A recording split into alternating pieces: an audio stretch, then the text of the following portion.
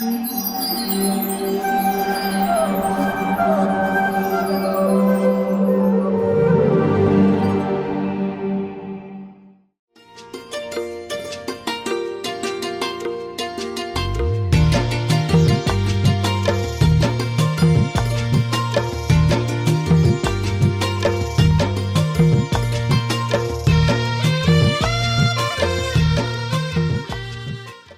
कृष्णा।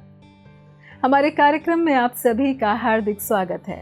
हमारे वक्ता हैं श्रीमान कृष्ण सुदामा प्रभु जी। प्रभु जी का जन्म हरिद्वार में एक वैष्णव परिवार में हुआ। उन्होंने विगन और लेह कॉलेज दिल्ली से ग्राफिक डिजाइनिंग में डिग्री प्राप्त की है। प्रभु जी ने इस्कॉन के संस्थापक आचार्य भक्तिवेदांत स्वामी श्रील प्रभुपाद के प्रिय शिष्य परम पूज्य सुभाग स्वामी महाराज से सन 2008 में दीक्षा प्राप्त की। वह दिल्ली में इस्कॉन के पूर्वी कैलाश मंदिर में रहते हुए 5 वर्षों तक युवकों के मध्य प्रचार कार्य किया। पश्चात 1 वर्ष के लिए प्रभु जी अखिल भारतीय पदयात्रा में शामिल हुए। तदंतर उन्होंने 7 वर्षों तक संकीर्तन करते हुए भ्रमण किया। वर्तमान में प्रभु जी विद्यार्थियों के लिए ऑनलाइन कार्यक्रमों का आयोजन करते हैं।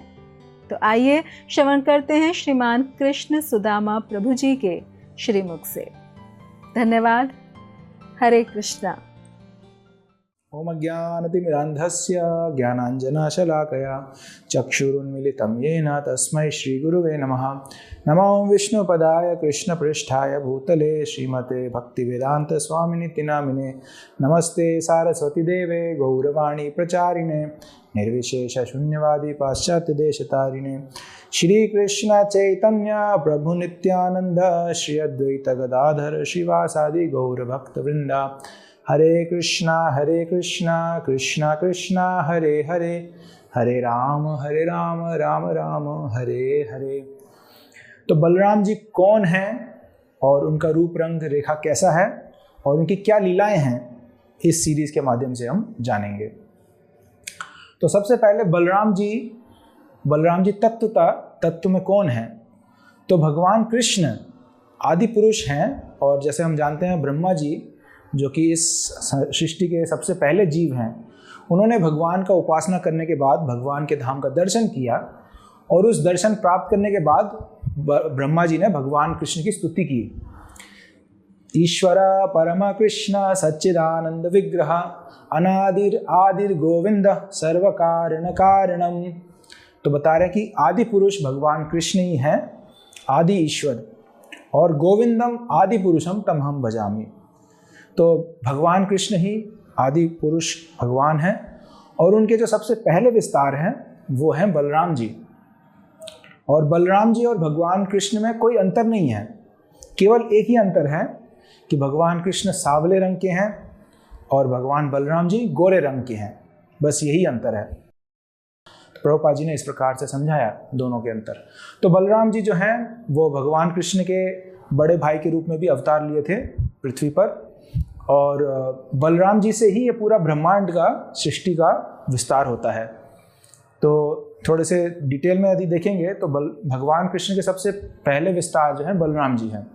बलराम जी से चतुर्व्यूह का विस्तार होता है, संकर्षण, वासुदेव, प्रद्युम्न और अनिरुद्ध। तो ये पहला चतुर्व्यूह है, संकर्षण, वासुदेव, अनिरुद्ध, प्रद्युम्न, और इनसे फिर दूसरा चतुर्व्यूह द्वारा एक्सपैंड होता है, फिर से संकर्षण, वासुदेव, प्रद्युम्न, अनिरुद्ध।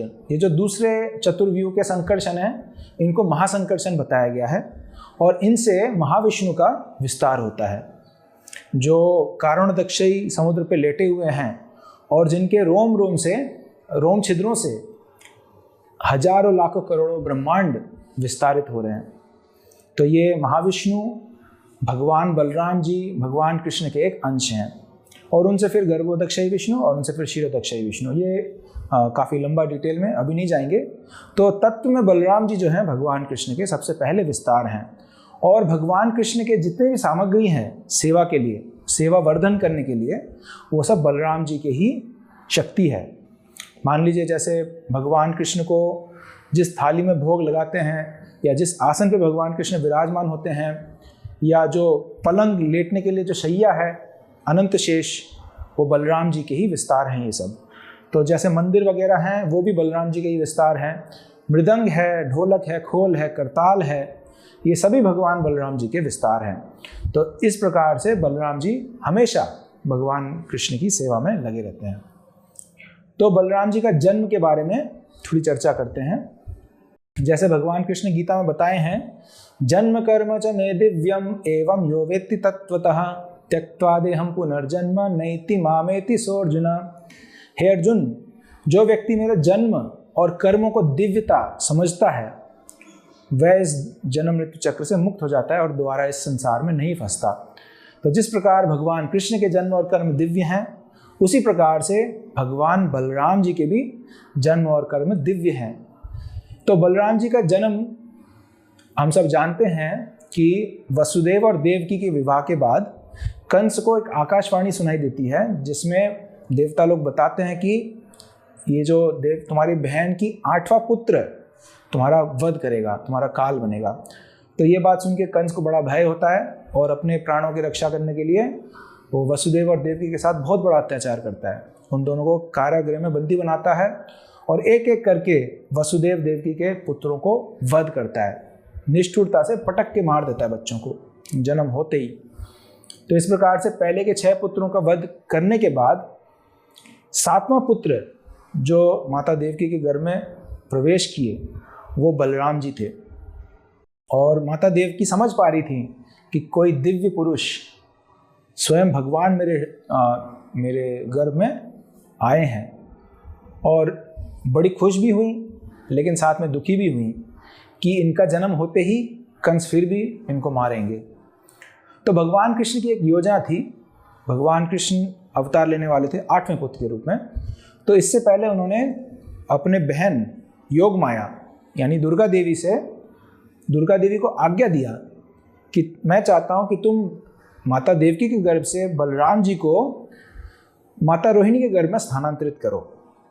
तो वसुदेव एक क्षत्रिय थे और स्वाभाविक है कि क्षत्रिय के एक से ज़्यादा पत्नियां हैं। तो वसुदेव के कई पत्नियां थीं, जिसमें से एक रोहिणी थी, और माता रोहिणी नंद महाराज के यहाँ वृंदावन में सुरक्षित रह रही थी कंस के भय से।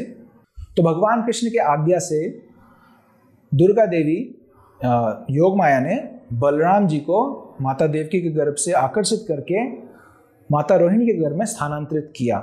और सभी को कंस के कारागृह में सभी को ये महसूस हुआ कि 7वां पुत्र जो है मर गया या ये गर्भपात हो गया है देवकी का। तो ये खबर कंस को दे दी गई, और लेकिन ये पता नहीं था कि वहाँ माता रोहिणी के गर्भ से बलराम जी का जन्म हुआ वृंदावन में। तो नंद महाराज और यशोदा माता बहुत प्रसन्न हुए। नंद महाराज और वसुदेव के दोनों चचेरे भाई हैं। उनके पिताजी, वसुदेव के पिताजी के भाई के पुत्र हैं नंद महाराज। तो इस प्रकार से चचेरे भाई हैं, दोनों आपस में संबंधित हैं। तो उन्हें बड़ा हर्ष हुआ और पूरे वृंदावन में सभी ब्राह्मणों को इकट्ठा किया और जन्मोत्सव मनाया गया।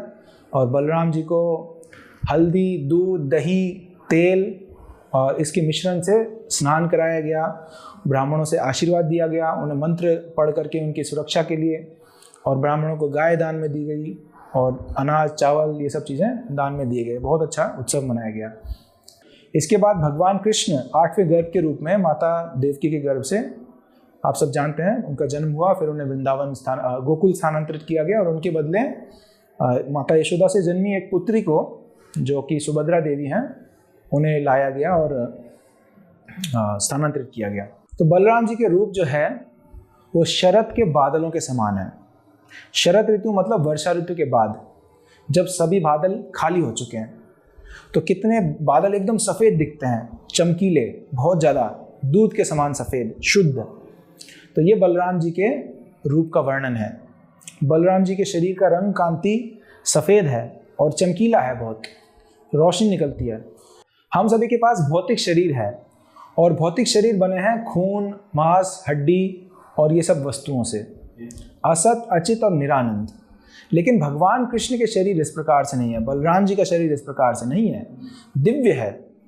तो भगवान बलराम जी का शरीर बनाए सत, चित और आनंद से। सत का मतलब सनातन वस्तु, जो कभी बूढ़ा नहीं होगा, कभी खत्म नहीं होगा। चित का अर्थ है ज्ञान, शुद्ध ज्ञान से। और आनंद, तो भगवान बलराम जी का शरीर सनातन है, ज्ञानमय है और आनंदमय है। अलग से आनंद ढूंढने की आवश्यकता नहीं है। और भगवान बलराम जी के शरीर की कांति सफ़ेद है, शरद के बादल के समान। और भगवान बलराम जी का एक और नाम है नीलांबर, क्योंकि वो नीले वस्त्र पहनते हैं। तो आप देखिए कितना सुंदर कॉन्ट्रास्टिंग कलर्स हैं। चमकीले सफ़ेद शरीर पर गहरे नीले रंग के वस्त्र, ये एकदम कंट्रास्टिंग है, आंखों में बहुत अच्छा सुंदर दिखता है। तो ये बलराम जी का रूपरेखा है। और गले में उत्तरी पहनते हैं नीले रंग के और नीचे धोती पहनते हैं नीले रंग का। उसके अलावा पूरे शरीर में स्वर्ण आभूषण हैं और घुंघराले बाल हैं, काले बाल घुंघराले। आँखें जो हैं वो कान तक पहुँचती हैं, कमल नयन हैं और बहुत सुंदर उनका शरीर। 15 साल की आयु का 16 साल की आयु का वर्णन है बलराम जी के शरीर का।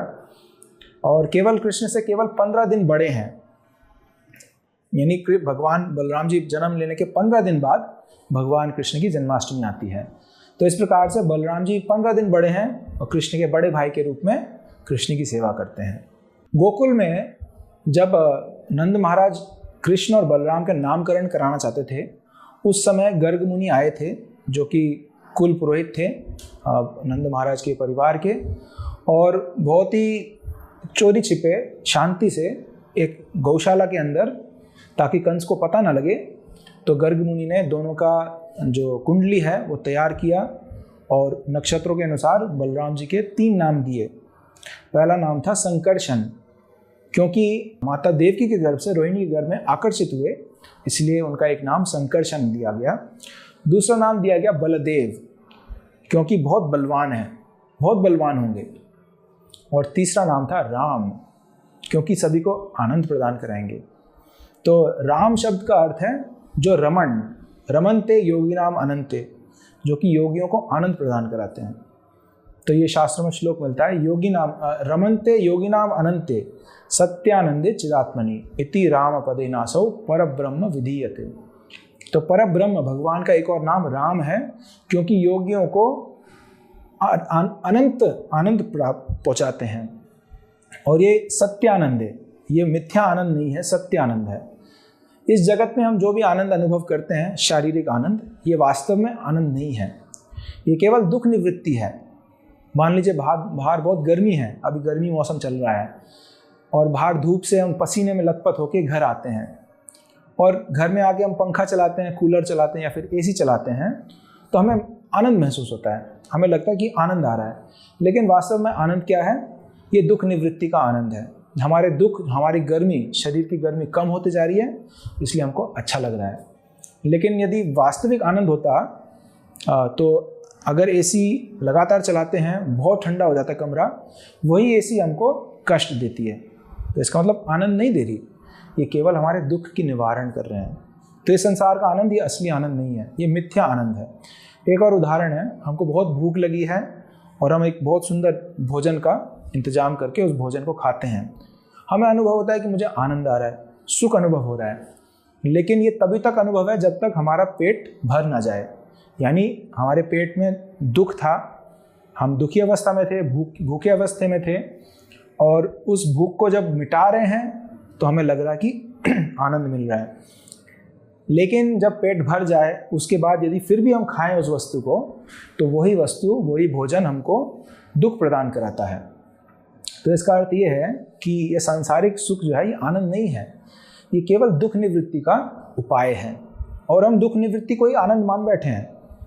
तो सत्य आनंदे चिदात्मनि, असली आनंद क्या है? जो आत्मा से अनुभव होता है, आत्मा से प्रकट होता है, और चिद मतलब ज्ञान, आत्मा के ज्ञान से जो अनुभव प्रकट होता है। तो आत्मा का भगवान से एक संबंध है, उस संबंध में जब हम दोबारा स्थापित हो जाएंगे, जब उस संबंध को याद करेंगे और उस संबंध में भगवान के साथ सेवा करेंगे, तब सत्य आनंद, असली आनंद, रमनते योगिनाम अनंते, वो अनुभव कर पाएंगे। तो इसीलिए बड़े बड़े योगी जन, मुनि जन, राजा सब कुछ छोड़ छाड़ के जंगल में जाके भगवान की तपस्या करते हैं, भगवान की भक्ति करते हैं, इस आनंद को अनुभव करने के लिए। तो क्योंकि ये भगवान बलराम जी सभी को आनंद प्रदान कराएंगे, इसलिए उनका एक नाम राम रखा गया। तो ये 3 नाम है बलराम जी के, जो गर्ग मुनि ने दिया था। बलराम जी भगवान कृष्ण के साथ साख्य रस में और वात्सल्य रस में संबंधित हैं, यानी सखा हैं, भगवान के दोस्त हैं, समान उम्र के मित्र हैं और खेलते हैं भगवान के साथ। लेकिन क्योंकि वे 15 दिन बड़े हैं इसलिए वे अपने छोटे भाई का ध्यान भी रखते हैं, जिसको हम वात्सल्य बोल रहे हैं। जैसे एक माता पिता अपने बच्चों की चिंता करते हैं, उनका ध्यान रखते हैं, रक्षा करने का प्रयास करते हैं, उसी प्रकार से बलराम जी भी खेलते हैं भगवान के साथ, कृष्ण के साथ। दोस्ती है लेकिन एक थोड़ी सी सुरक्षा के बारे में सोचते भी हैं। तो इस प्रकार से बहुत मधुर संबंध है भगवान कृष्ण से बलराम जी का। कृष्ण और बलराम की लीलाएं बहुत मधुर हैं, वृंदावन की लीलाएं, और ये सभी के हमारे मनों को और हृदयों को जीत सकता है। यदि हम ध्यान से भगवान कृष्ण बलराम की लीलाओं को सुने तो माया का जो आकर्षण है, इस संसार का आकर्षण धीरे धीरे खत्म हो जाएगा। तो हर जीव यही चाहता है कि वो दिन भर खेलता रहे, खेलता कूदता रहे, खाए और फिर कोई कार्य ना हो। यानी स्कूल जाना किसको पसंद है, ऑफिस जाना, बिजनेस करना और जिम्मेदारियां उठाना किसको पसंद है, लेकिन ज़बरदस्ती हमको करना पड़ता है क्योंकि भौतिक जगत में हम आए हैं। ये कर्म भूमि है, कर्म किए बिना हमें कुछ भी प्राप्त नहीं होता। लेकिन गोलोक वृंदावन में कृष्ण और बलराम अपने सखाओं के साथ पूरे दिन भर केवल गाय चराते हैं और खेलते हैं। ये भी एक सेवा है। इस प्रकार से हम भगवान कृष्ण की सेवा कर सकते हैं, उनके साथ खेल करके उनको आनंद प्रदान कराना। तो इसमें बलराम जी भी भगवान के एक सखा हैं, भाई हैं। तो सुबह सुबह माता यशोदा और रोहिणी अपने बच्चों को, कृष्ण और बलराम को उठाती हैं, बड़े प्रेम से बुलाती हैं, बेटा उठ जाओ, देखो उजाला आ गया है, सूर्योदय हो गया है और सभी गाय और सभी ग्वाल बाल, तुम्हारे जितने मित्र हैं वो सब इंतजार कर रहे हैं, तो जल्दी उठो और स्नान करो, उसके बाद भोजन पान करो और गायों को लेकर के जंगल में चराने के लिए ले चलो। तो इस प्रकार सुबह सुबह कृष्ण बलराम को उठाते हैं और माता रोहिणी, माता यशोदा कृष्ण के सखाओं और सेवकों के साथ कृष्ण और बलराम को स्नान कराती हैं, उनके वस्त्रों को बदलती हैं, नए वस्त्र पहनाती हैं। भगवान कृष्ण का शरीर जो है सांवला है, थोड़ा सा मेघ के वर्ण, जो बारिश के मेघ के वर्ण हैं वो रंग है, और उनका जो पहनावा है वो पीतांबर यानी पीले रंग का, सोने के रंग का, सुनहरे रंग का। तो भगवान कृष्ण को पीतांबर वस्त्र पहनाए जाते हैं, उनके शरीर पे अलग अलग आभूषणों का आभूषण से सजाया जाता है। बालों को गाड़ के, बालों को बहुत सुंदर घुंघराले बाल हैं भगवान के, और अनेक फूल और अलग अलग मणियों से भगवान के बालों में सजाया जाता है। भगवान के वक्षस्थल में बहुत सारे मोतियों के माला, मणियों के माला, फूल माला, ये सब सजाई जाती हैं। भगवान के कर्ण कुंडल हैं और अनेक आभूषणों के बाद इस प्रकार से बलराम जी के भी, बलराम जी का सफ़ेद शरीर है, दूध के समान रूप है, शुद्ध सफ़ेद, और उनके पहनावा जो है नीले वस्त्र यानी गहरे नीले वस्त्र, नेवी ब्लू कलर का। तो बहुत सुंदर ये दृश्य है, आंखों को खूब आनंद मिलती है भगवान कृष्ण बलराम का दर्शन करने से। इस प्रकार से जब सजावट होती है उसके बाद सुबह के नाश्ता भोजन करते हैं कृष्ण बलराम, और माता रोहिणी बहुत ही एक्सपर्ट हैं, जानती है कि किसको क्या चीज़ अच्छा लगता है और उनको वो चीज़ ज़्यादा परोसती है। और भगवान कृष्ण के लिए स्वयं श्रीमती राधा रानी पकवान बनाती हैं, भोजन रसोई करती हैं, क्योंकि राधा रानी को दुर्वासा मुनि से एक वरदान मिला था कि जो भी तुम्हारे हाथ से खाएगा उनका उम्र बहुत बढ़ेगा, उनके शरीर में कोई व्याधि नहीं आएगा, उनका उम्र बढ़ेगा। तो ये बात जान करके माता यशोदा राधा रानी से रोज़ राधा रानी को अपने घर बुलाती हैं और अपने पुत्र कृष्ण और बलराम के लिए भोजन पकवाती हैं। तो इस प्रकार से बहुत सुंदर लीलाएं हैं भगवान कृष्ण बलराम के। और इसके बाद सभी सखाएं इंतजार कर रहे हैं कि जल्दी से जंगल में जाके वन भोजन करें और खूब सारे गेम्स खेलें भगवान कृष्ण बलराम के साथ, और गायों को, बछड़ों को लेके वह चल पड़ते हैं वृंदावन से जंगल की ओर, और जंगल में पहुंच के गायों को खुला छोड़ते हैं। गाय अपने आप घास चरती हैं, हरे भरे घास। गोवर्धन पर्वत के पास जाते हैं, वहाँ पे झरने हैं, अलग अलग फल के वृक्ष हैं, बहुत सुंदर घास है, बहुत मुलायम घास, उत्तम गायों के लिए। उस घास को खा के गाय अधिक से अधिक दूध देते हैं, बहुत अच्छे क्वालिटी का। तो इस प्रकार से गाय तो अपने भोजन चरते हैं और सभी बालक लोग मिलके अलग अलग गेम्स खेलते हैं। जैसे आंवला के फल से और बेल के फल से, बेल का फल और आंवले के फल, इन फलों से वो गेंद का गेम खेलते हैं, कैच पकड़ते हैं बॉल्स के साथ। और कभी कोई एक लड़का जो है किसी और लड़के का पोटली चुरा लेता है, खाने का पोटली, और वो लड़का उसके पीछे भागता है अपने पोटली को वापस लेने के लिए, लेकिन वो तीसरे व्यक्ति को फेंक देता है और तीसरे व्यक्ति उसको लालच देके पोटली लेने के लिए बुलाता है। फिर तीसरे व्यक्ति चौथे व्यक्ति के पास फेंकता है। इस प्रकार से जब हताश हो जाता है वो बालक, वो रोते हुए कृष्ण बलराम के पास जाते हैं। तो कृष्ण बोलते हैं, नहीं नहीं, उसको वापस दो, क्यों परेशान कर रहे हो इनको, इनकी पोटली वापस करो। तो इस प्रकार से बहुत सुंदर मनोहारी लीलाएं करते हैं कृष्ण और बलराम। तो हमारा सौभाग्य है कि हम कृष्ण और बलराम के बारे में सुन पा रहे हैं और बलराम जी के कृपा से हमारा हृदय शुद्ध हो पाएगा और हम भगवान कृष्ण को समझ पाएंगे। तो ये एक और कार्य है बलराम जी का। बलराम जी जो हैं गुरु तत्व हैं। कोई भी व्यक्ति यदि भगवान कृष्ण तक पहुंचना चाहे, उनको पहले गुरु के माध्यम से पहले उनकी अनर्थों की सफाई होगी, निवृत्ति होगी, अनर्थ निवृत्ति। तो बलराम जी की कृपा के बिना हम भगवान कृष्ण की कृपा प्राप्त नहीं कर सकते हैं। तो बलराम जी के पास एक हल है। बलराम जी का एक और नाम है हलधारी, जो हल को धारण करते हैं। तो भगवान बलराम जी के जो हल है, उससे बलराम जी हमारे हृदय को साफ करते हैं, स्वच्छ करते हैं। जिस प्रकार से एक बंजर जमीन है, उसमें यदि हम कुछ भी उगाना चाहें तो पहले हल जोतना पड़ेगा। पहले कंकड़ पत्थर और जितने खरपतवार हैं जो अनर्थ हैं, जिनकी कोई आवश्यकता नहीं है, उन सब चीज़ों को पहले गहराई से निकाला जाता है, उनको उठा के फेंका जाता है और उसके बाद वो ज़मीन उपजाऊ हो जाती है। अलग अलग गोबर लेप सकते हैं या फिर अलग अलग फर्टिलाइजर्स, गोबर वगैरह का इस्तेमाल करके वो ज़मीन उपजाऊ बनती है और फिर जो फसल उगाना चाहें वो उग सकता है। इसी प्रकार से बलराम जी के हल से हमारे हृदय साफ होगा। उसके बाद भगवान कृष्ण के प्रेम के बीज उदित होगा और भगवान कृष्ण के प्रेम का फल प्राप्त हो पाएगा। तो बलराम जी गुरु तत्व हैं और हम सभी के जीवन में गुरु की आवश्यकता पड़ती है हमको। यदि हम भक्ति करना चाहते हैं तो गुरु के मार्गदर्शन नहीं कर पाएंगे। गुरु के निवेदन से ही हम भगवान के धाम में प्रवेश कर सकते हैं। तो गुरु जो हैं, जो आध्यात्मिक गुरु हैं, वे बलराम जी के प्रतिनिधि हैं। बलराम जी तत्व हैं, गुरु तत्व। तो इस प्रकार से बलराम जी हमारे जीवन में बहुत ही खास, बहुत ही जरूरी रोल अदा करते हैं। तो हमें बहुत सौभाग्य है बलराम जी के गुणगान में हम योगदान दे पा रहे हैं। हरे कृष्णा। ऐसे ही और भक्तिमय कार्यक्रमों के लिए देखिए हरे कृष्णा टेलीविजन, और इसे प्राप्त करने के लिए आप अपने केबल अथवा DTH ऑपरेटर से संपर्क करें तथा और अधिक जानकारी के लिए आज ही डायल करें 7666 839 839।